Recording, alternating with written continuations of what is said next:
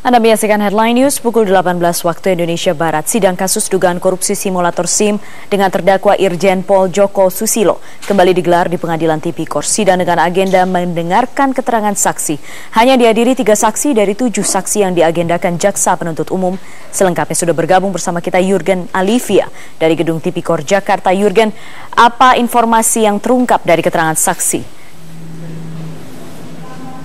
Ya Putri, benar sekali dari 7 saksi yang dijadwalkan untuk hadir dalam sidang lanjutan dengan terdakwa Irjen Pol Joko Susilo, hanya 3 yang hadir.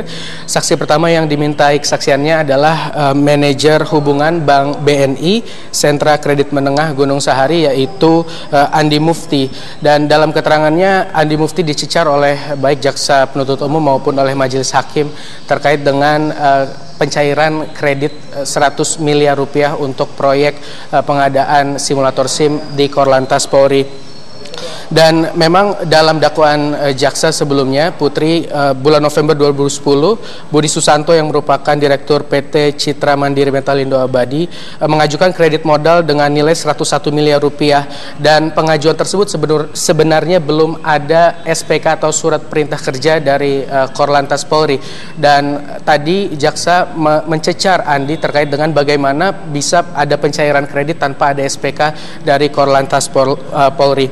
Dan Putri, saksi kedua dan ketiga dimintai keterangan atau kesaksiannya secara bersama-sama, yaitu Warsono S alias Jumadi dan Parlin Saragih.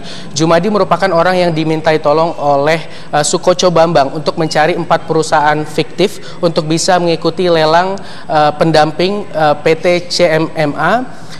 Dan dengan begitu PT CMMA bisa memenangkan tender, seolah-olah ada tender begitu. Dan juga Parlin Saragih merupakan pemilik dari PT Parma Kasih Sentosa.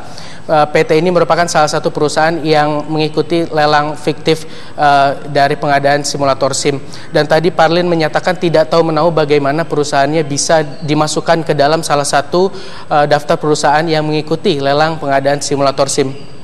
Dan setelah sidang tadi kami juga berbincang dengan kuasa hukum dari Irjen Pol Joko Susilo, Junifer Girsang, yang menyatakan hasil persidangan hari ini menunjukkan tidak ada rekomendasi yang diberikan oleh Irjen Pol Joko Susilo terkait dengan pencairan kredit dari Bank BNI. Kita ikuti atau kita simak pernyataan dari Junifer Girsang. Karyawan dari BNI. Sekali lagi kami katakan tidak pernah ya ada yang pertama rekomendasi. Ya, sebagaimana dakwaan dari Saudara Jaksa Penuntut Umum. Yang kedua, ada verifikasi mengenai simulator SIM akan diberikan kepada PT CMM. Tidak ada. Tadi yang bertemu itu siapa untuk pengurusan SIM, perpanjang SIM itu siapa? Itu Dino. Ya, toh itu karyawannya. Jadi kalau dikatakan tadi ada pertemuan, tidak ada pernah pertemuan. Satu. Yang kedua, yang dikatakan ada rekomendasi yang diberikan oleh Pak Joko, tidak pernah ada. Ya, kemudian ada SPK dari Pak Joko diberikan kepada. Ya Putri, 4 saksi yang tidak hadir diantaranya juga adalah pemilik perusahaan yang ikut tender fiktif dari pengadaan simulator SIM di Korlantas Polri.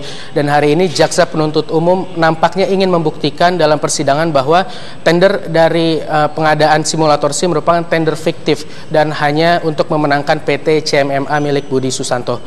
Untuk sementara demikian kembali ke studio, Putri. Jurgen Alivia melaporkan langsung dari Pengadilan